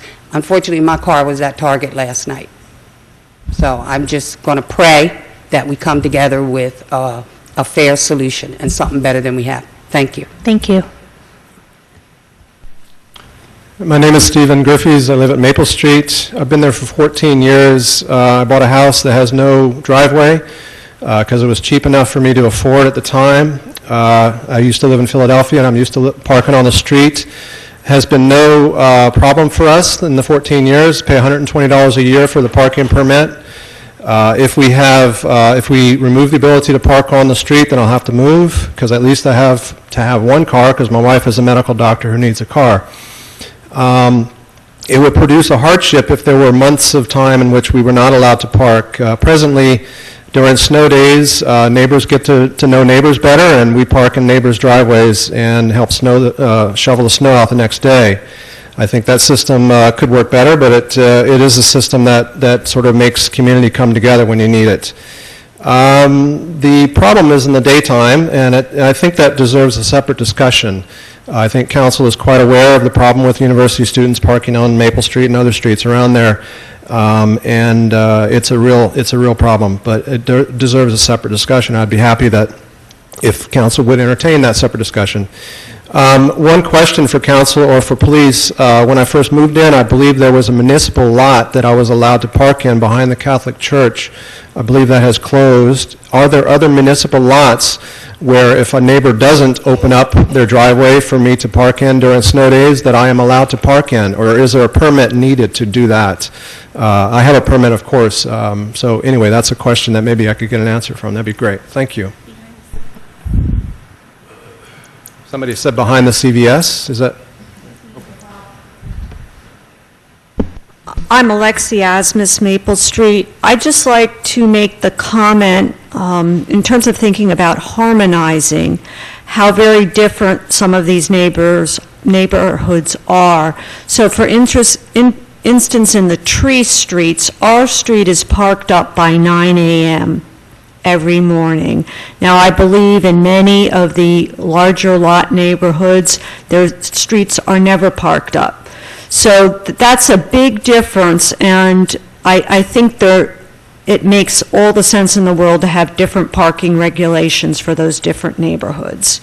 That's one thing. The other thing I'd like to say, and as Steve Griffiths pointed out, the Witherspoon-Jackson neighborhood isn't the only one where people don't have parking spots. The Tree Street neighborhood is another neighborhood, and as you heard, Steve Griffiths doesn't, and there are other people who don't. So it's definitely an issue in our neighborhood. And residents in our neighborhood find they can't park on the street during the day because the street is parked up by 9 a.m. And the other thing I'd like to say is it might even be that some consideration has to be block by block at times. There are some blocks that are right next to Nassau Street where there are many restaurants, and the parking situation is very different on those blocks. I know Hawthorne Street was made permit parking only because of high school students parking. So I think that don't get too carried away with this idea that the laws have to be the same everywhere. And I don't think it has anything to do with township or borough. I just think it has to do with the different nature of both neighborhoods and sometimes even streets. Thanks. My name is Deborah Brooks. I live at 10 McLean Street, and I'm the pastor of Mount Pisgah AME Church on 170 Witherspoon Street. And I agree with Councilman Simon that it's a nice welcome to Princeton when you park your car overnight on the street and you don't know that there is no parking on the street. You know, it's like, welcome to Princeton, okay? You know, so we need to make that noticed by people that there is no parking on the streets in Princeton. Also, I don't understand an issue with parking at night. I understand the issue with parking during the daytime, and currently our parking officer. He's been very zealous on giving out tickets in the area, with the 2-hour parking and the no Sunday parking. Just a few Sundays ago, one of my members got a ticket for parking on McLean Street. And also, I just want to address the Sunday meter. We're on Witherspoon Street, our church. We have meters in front of the church. They're not fed on Sunday, however, and that's a good thing. But if you start giving out tickets, for 2-hour parking and in meter feeding, that will impact our Sunday service. Thank you. Okay, thank you very much. And I'm going to bring it back to council at this point so we can keep the meeting moving. And I heard from Mr. Simon that he was interested in looking at this to see if we can find some fairness around the edges at least. And I just wanted to see if that was a shared opinion among the rest of council, or should we continue to look at this issue, or are we going to freeze it the way it is? And maybe I heard something different from Ms. Krumiller, or? No, I think we have to look at it. And I think we have to make a conscious decision, and not just as quickly as right now saying, keep the status quo, even though that's what I said. But I didn't mean it, literally. Okay. All right. In that case, I would propose that if there's a few people who are interested in working on this, just because it is a complicated issue, to create a group that will work with Jack and Deanna, and I certainly encourage them to hold open meetings too, so the public can be involved. But I want to get a sense of if there's anybody who'd be interested in working on that. Ms. Butler? And Mr. Miller? And Ms. Krumiller? Oh, that's conveniently our our code review group. Okay, excellent. Thank you. And we look forward to hearing back from you, and definitely keep us abreast of when issues come up. Yeah, and I invite the public to let me know. I know some of you disagree with what I said, and I really want to hear from everyone. And I'm sure the other people on this little committee do too. Okay, thank you. And thank you to everybody who came and participated in that discussion. Okay, so now we're going to move on to the limits on the hours of operation. And just as an introduction to this, council had a work session on this issue about a month and a half ago, and the consensus seemed to be at the end of that discussion that given that there were no limits at all right now, there was seemed to be a general agreement that we should put some sort of limit on what the operating hours should be of businesses that were next to a residential zone. And while we didn't specify the specific hours, the ones we had talked about were closing hours somewhere in the range of midnight to 2 a.m., with the recognition that Hoagie Haven, it stays open till 2 a.m., and looking at opening hours in the range of 5 a.m. to 6 a.m. That's where we had landed at the end of our last discussion. But I wanted to invite Lee Solo up, our planner, to walk us through the draft ordinance. And I know there's a lot of people here who'd like to comment on this one too. So we'll have the presentation, we'll bring it to council, and then we'll open it up to public comment again. Thank you, Mayor, and good evening. As you indicated, this is a continuation of our discussion back in June. What we've done at a staff level is prepared a draft ordinance. It regulates the hours of operations for restaurants, retail food establishments, retail sales, and personal services in both residential districts or those businesses within 200 feet of a residential district. The ordinance would basically create a new section designated as 2215 in the code, which would limit these hours of operation. The purpose in doing this is to improve the quality of life for residents in residential areas, particularly late at night and early in the morning, to decrease nuisance complaints, to discourage activities that compromise the public safety, and to promote the efficient and effective provisions of scarce government resources. The ordinance defines what a personal service is, what a restaurant is, the different kinds of restaurant, what a retail food establishment is, and what retail sales would be. As the mayor indicated, we left blank in this draft ordinance what the hours of operations were. You'll remember in June, for the most part, most of the businesses in town are closed at 2 a.m., and there are very few of those. There are one or two, maybe three, that are existing 24-hour operations. We also, at that meeting, discussed whether there should be certain exemptions provided in the ordinance. And we've provided for a few of those. The first is for those businesses that have some sort of liquor license. The rationale for that is you regulate their hours of operation in other areas of both the former borough and former township code. So we decided not to address them here. They're addressed in a separate ordinance. If you want to look at that, it should be part of a discussion when you look at those sections. We also provided an exemption for drugstores that have pharmacies that would be open beyond the limit. So if you set a limit at 12 or at 2 a.m., if they have a pharmacy, we would exempt them and allow them to be open because we viewed that sort of as a public good, that if somebody needs medication, whether it's at 8 a.m. in the morning, at noon, or at 4 in the morning, if there's a pharmacy that's open, we would like to allow for that.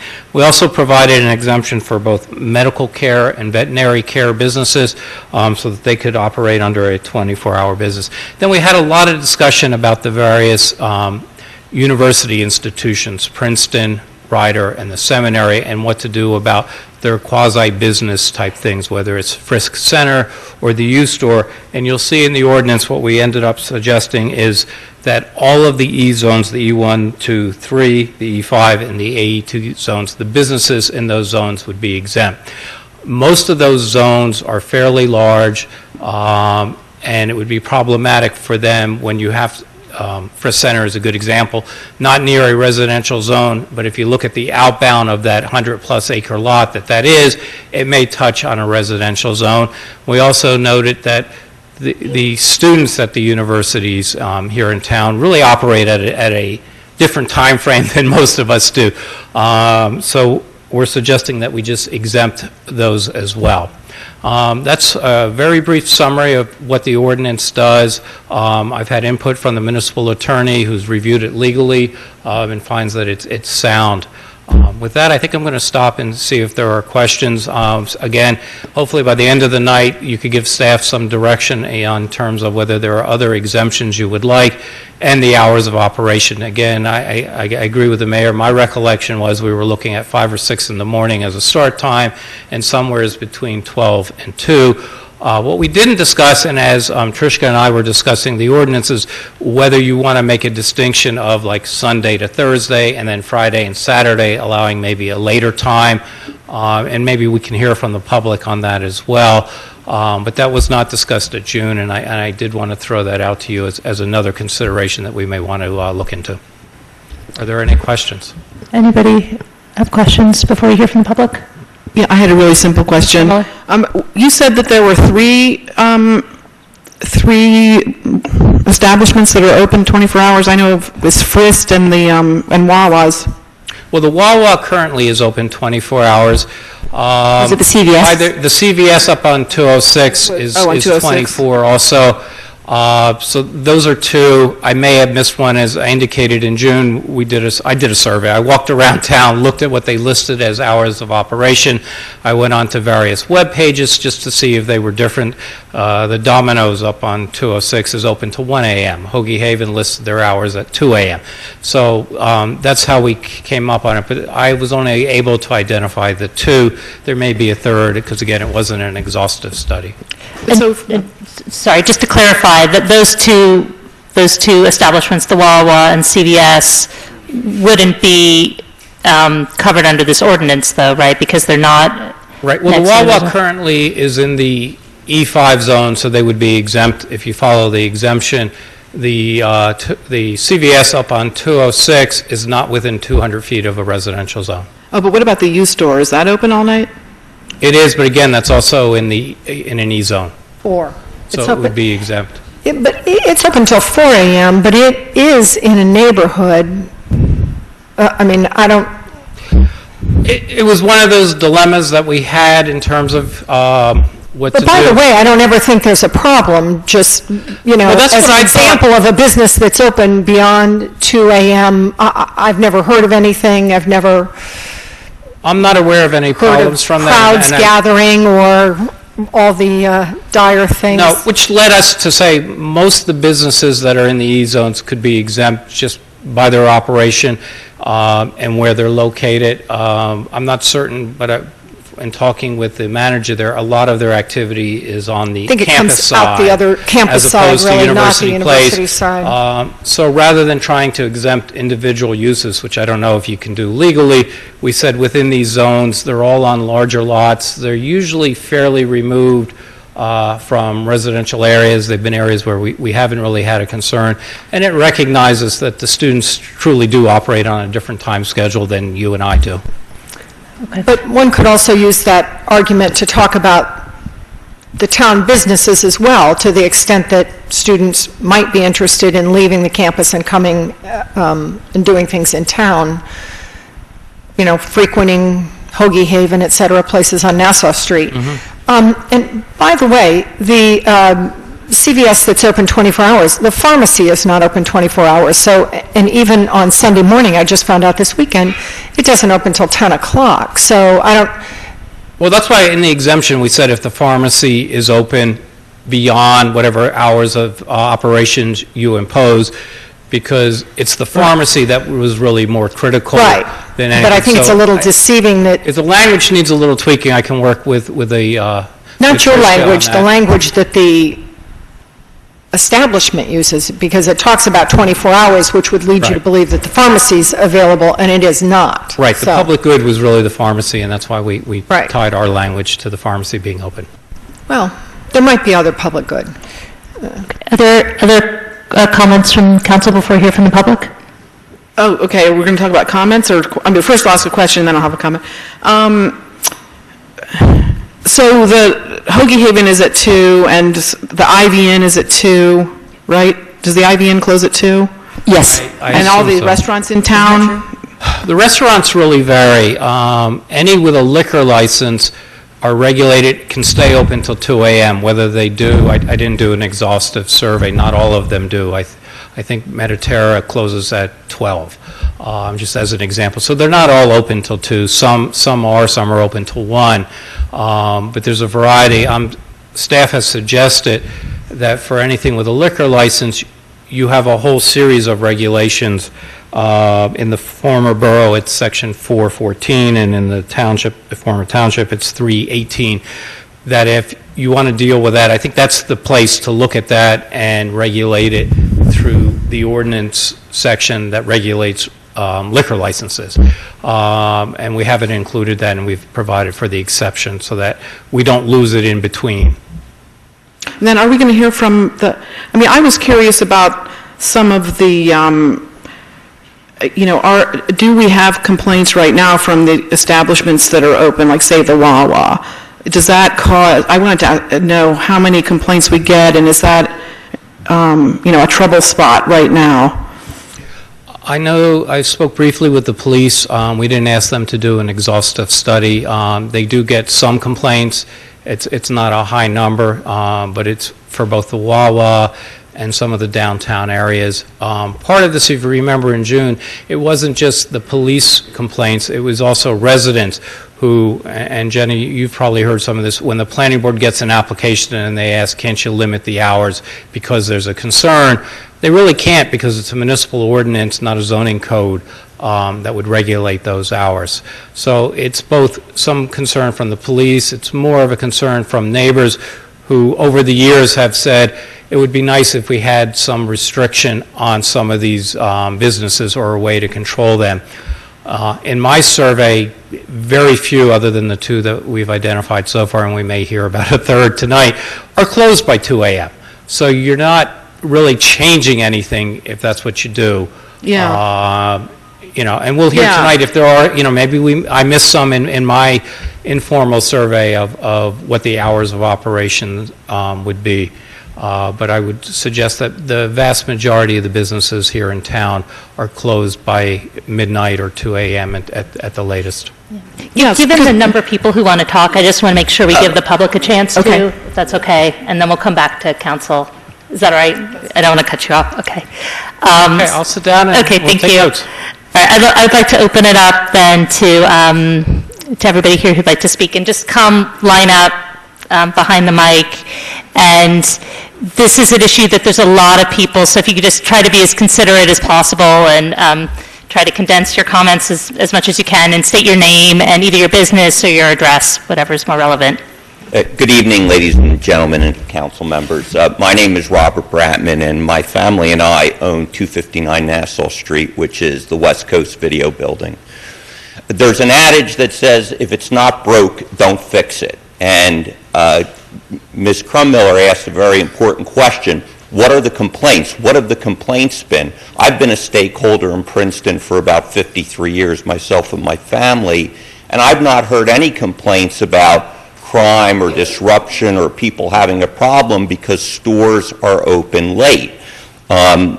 It seems that a lot of this has been triggered because of a tenant that we finally found for 259 Nassau Street that proposes being open 24/7, and it seems that the public has recoiled at the idea of a store being there open 24/7. When the store came and introduced themselves to the public in March, we heard of some complaints of people leaving the Ivy Inn and perhaps going behind 259 Nassau Street and doing criminal behavior. What this store would do that is going to be there 24/7 if this is not passed is it would provide lighting in the back, it would provide 24-hour surveillance cameras with someone in the store monitoring the activity. We would permit the police to come onto the property. We would give them Title 39 authority. So instead of creating crime, a 24-hour convenience store on the property would reduce crime if there is crime. I don't know of any crime, but if there is, a 24-hour convenience store would tend to reduce that. If we look at the history of the property, there was a Johanna Farms there that was open 24/7. There was a Viking Furniture, which was my parents' store. There was a Wawa that had 24/7 hours certain nights, not constantly. And then lastly, there was a Rite Aid. If we speak of public good, what's not better than having a store that's open 24 hours that the public can go and purchase medicine, not prescription medicine, but medicine or milk or foodstuffs. And I know that this particular store is going to have the type of glass in front such that light will not be cast out onto the street, so it's not going to cause a problem with neighbors across the street. And they're only taking up the front part of the store. So the back part of the store, where there are houses along the side of 259 Nassau, they're not even going to be bothered. And again, then the concern becomes, well, what about people going behind the store? There's going to be lighting, and there's going to be surveillance, and there's going to be someone on duty constantly. Thank you. Thank you. Good evening. Victoria Ergo, Jefferson Road. I don't want to take too much time, but I did want to provide to the council certain information that I gathered on this point. And in response to Mr. Brotman's comments, I want to also kind of raise the issue that the ordinance we're talking about doesn't affect only that particular location. This is an ordinance that's going to affect properties that are within 200 feet of every residential area. And also in that vein, I'd like to kind of comment on something that Mr. Solo had brought up, and that is businesses, like looking at businesses along Route 206 and using those as kind of examples of what should happen or would be reasonable for the corner of, Linden and Nassau. Those are two very, very different locations, and I think distinctions could be made there. But one item that I'll hand it up to the clerk. I took a look at 28 businesses in downtown Princeton, and I have their hours of operation listed. I found only 2 businesses that are not alcohol licensees that are open to 2 a.m., and that's our beloved Hoagie Haven, and believe it or not, Naked Pizza. And I spoke to the guy at Naked Pizza, and I said, "Are you really open to 2 a.m. on Fridays and Saturdays?" And he said, "Yeah, we are." And he said, "Every once in a while they're busy, but it's not a big deal." So there are those two that are open to 2 a.m. All of the other businesses, it's really interesting. They close quite early, and from one end of town to the next. For instance, Blue Point, the latest they're open is 10 o'clock, and that's on Saturday. Let's see, I think that's Saturday night. They're open until 10 o'clock. A lot of the restaurants are really open until 10 or 11. A couple are open until 10:30. Winbury's stays open the latest, but that's an alcohol licensee. But anyway, here it is, 28 stores in downtown Princeton. And then also I looked at some other town ordinances to see how they dealt with this issue, and it's very interesting. I have one from Haddonfield, which is very simple and straightforward. And they have a very early closing, 11 o'clock.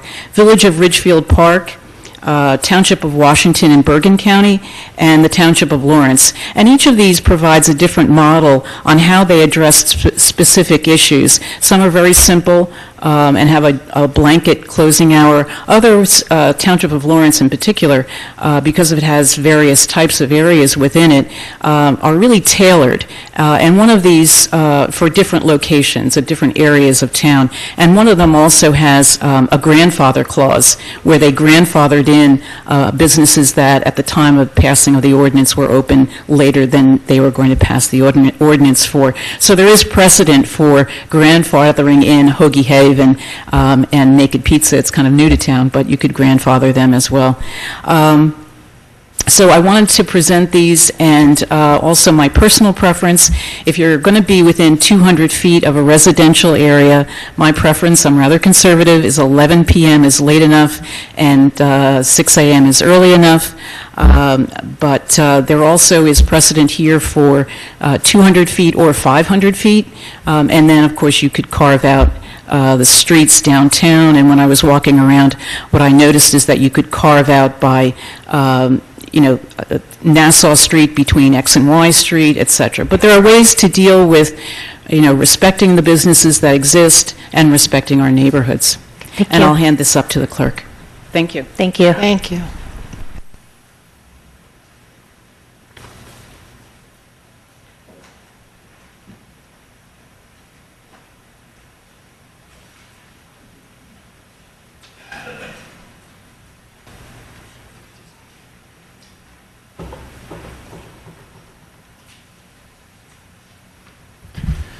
Good evening, John Marshall, President of the Princeton Merchants Association. On behalf of our membership, approximately 150 merchants strong. Right off the bat, we're very concerned about restricting hours that are already businesses in designated business zones. And that, these are areas that were predefined, have a lot of history, and make town what it is for the people who live in town.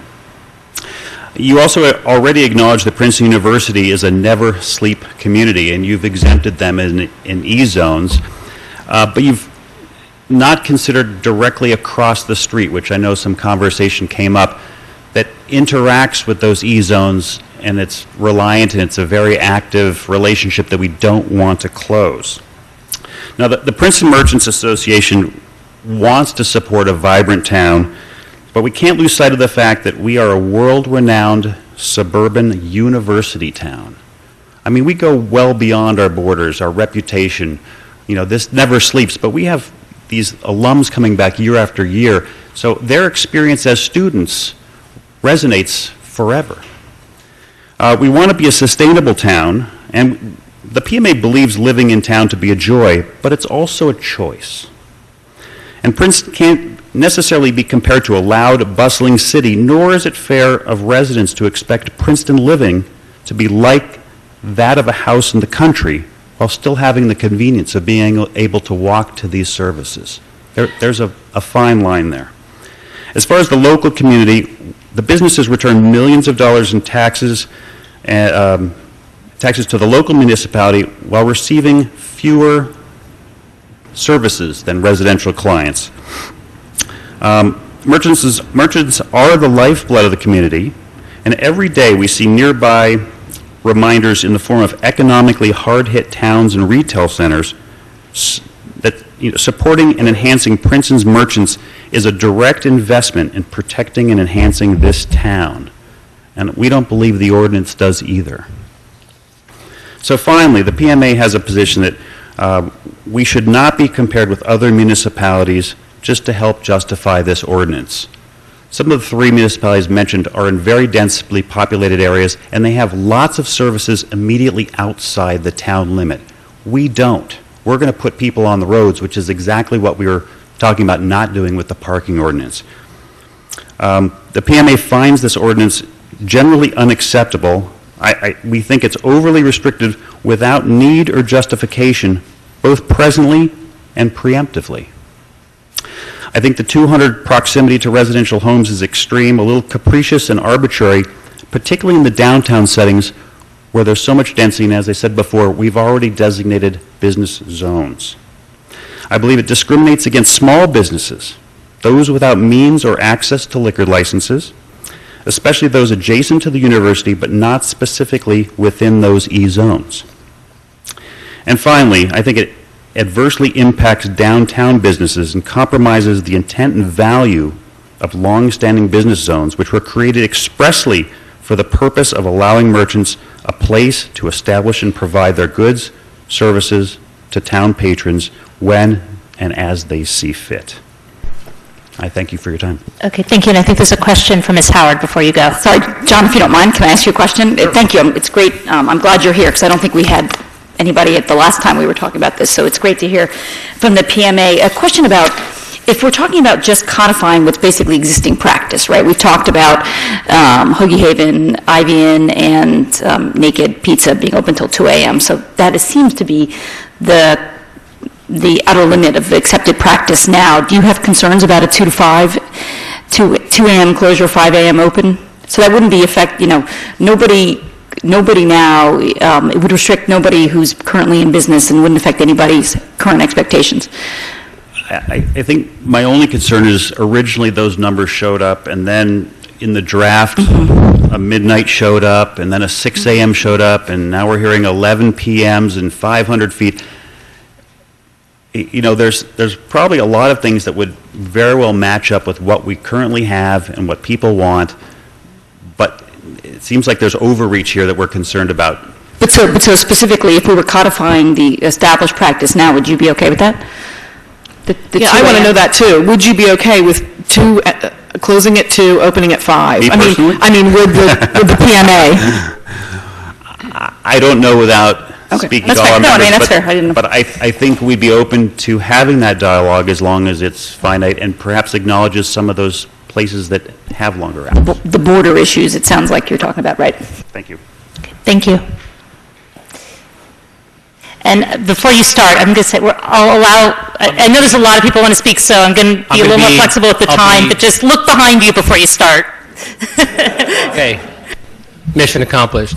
I'll be really brief. My name is Jeffrey Albert. I live at 19 Longview Drive.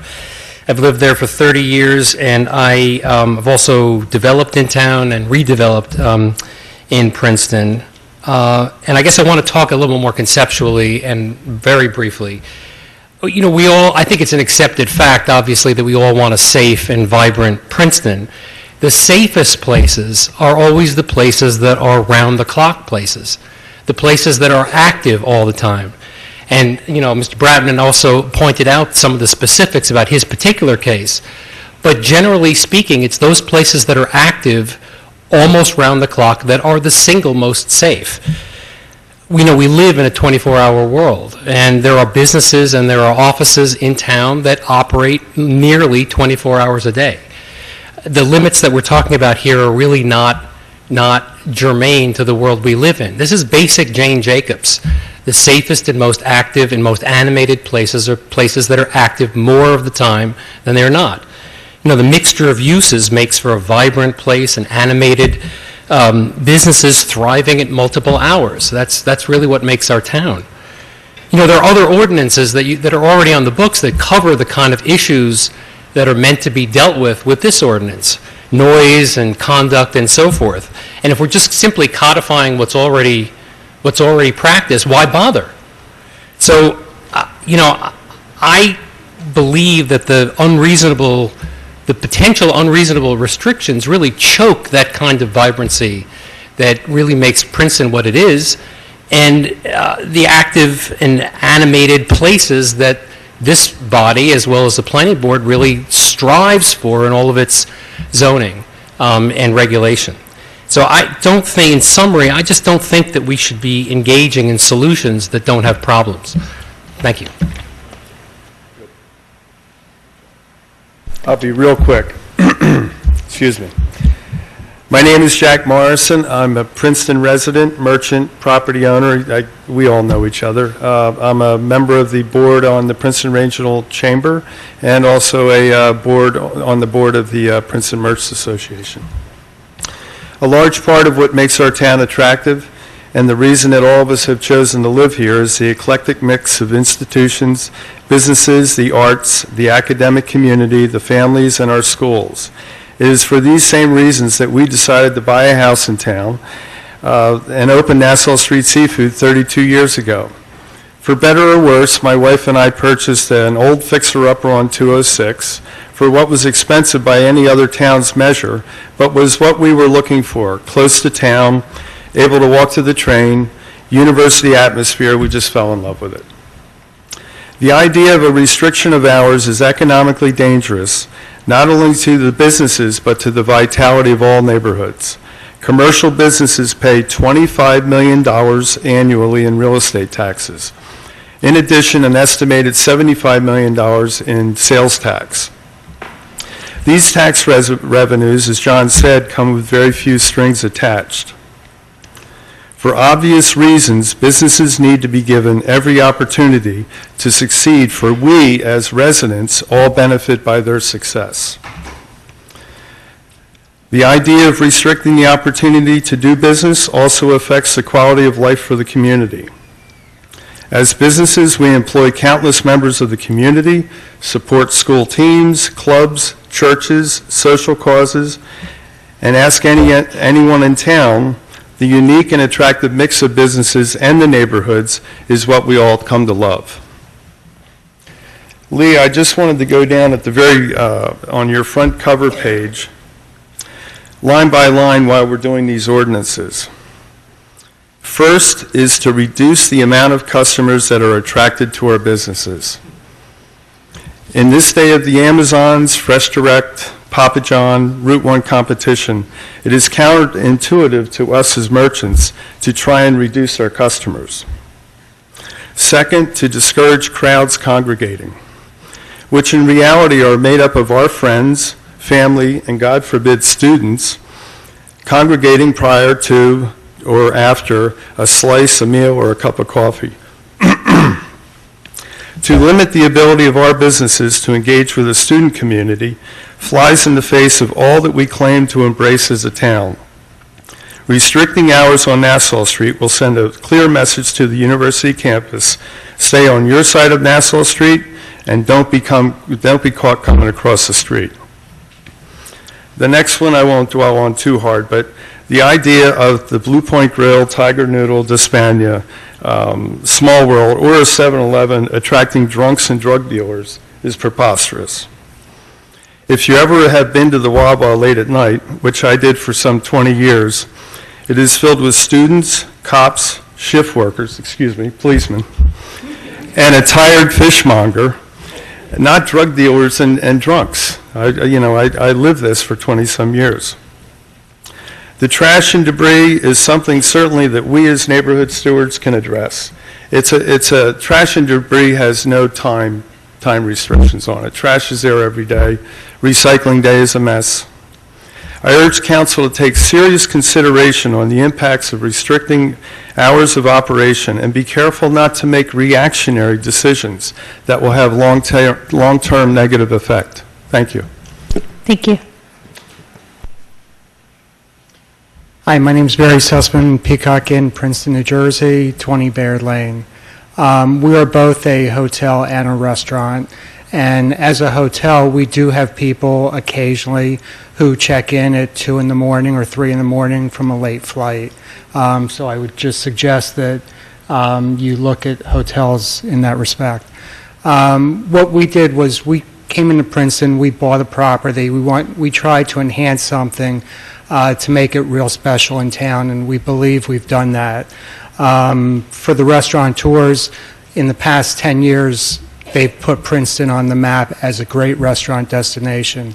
You presently have 3 restaurants that are in the top 25 in New Jersey. I just think restricting really hurts, and people buy into Princeton because of the ability to be able to create special things, and the people who have been coming into Princeton have enhanced their businesses. Thank you. Barry, how late is your restaurant open? We close typically early. On occasion, like reunions, we may be open not past 2, but normally the restaurant closes anywhere from 10 to 11 o'clock. Bar, maybe 12. Occasionally later, and we are in the middle of a residential neighborhood.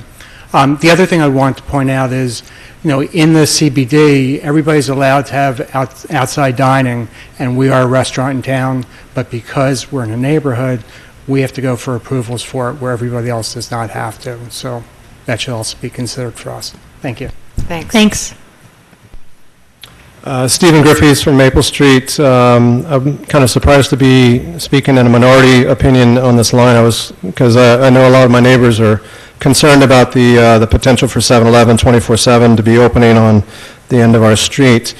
I do find compelling the arguments of the merchants, and I don't have a strong opinion against that. I just wish to express some bit of puzzlement how codifying 2 a.m. to 6 a.m. or 2 a.m. to 5 a.m. could be discriminatory or against open practices for soliciting businesses in the town.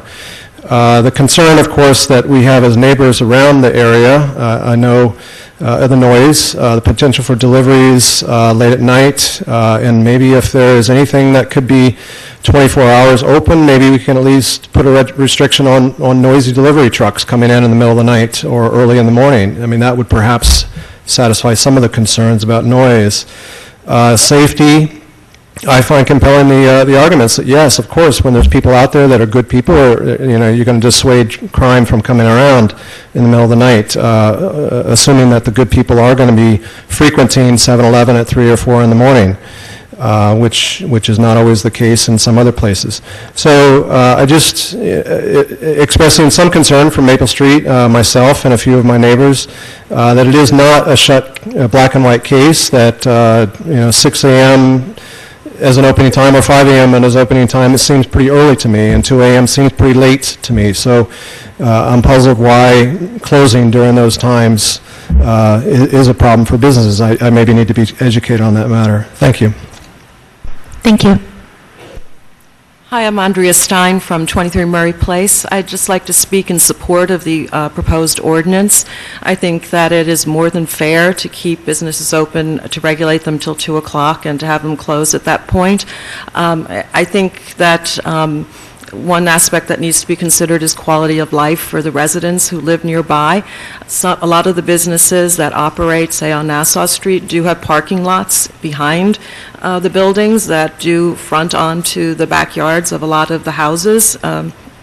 And, people who park there, they may not be loud or they may not be drug addicts or whatever, but people do tend to dally around their cars and talk and keep them running and maybe run in while their car is idling to get something and, slam doors, and all of that is a nuisance. And I think that as residents in a town like Princeton, we're not New York City, I think we deserve to have some sort of break from commerce. As much as I support the businesses in town and like them being there, but I think that I think there needs to be a side that needs to look at the neighbors, and I would hope council would, look at this as, do we want to be like a New York City, or do we want to keep Princeton's, unique charm where, there is a good balance between both residential and business? Thank you. Thank you. I'm Alexi Asmus, and I'd like to support the hours of operation ordinance. Lexi, can you just bring the mic down a little bit? Okay. And I'd like to support the hours of operation ordinance. I would like to ask the Princeton business community if they really need to have stores open all night. It doesn't seem to me that that really affects the vibrancy of Princeton as it stands now. And it just seems almost like somewhat of a knee-jerk reaction to me. I would like to tell a story. There have been problems with the 2 a.m. Ivy Inn, and I'm not asking that that be changed, but everybody seems to think that there are no problems. But we have experienced problems on Maple Street.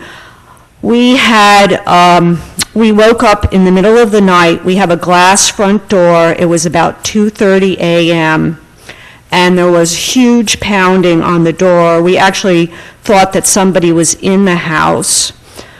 My husband ran downstairs and called the police immediately. I saw a huge man at the door. He was about 300 pounds, pounding on the door. The police got there pretty quickly, but it was pretty scary. I remember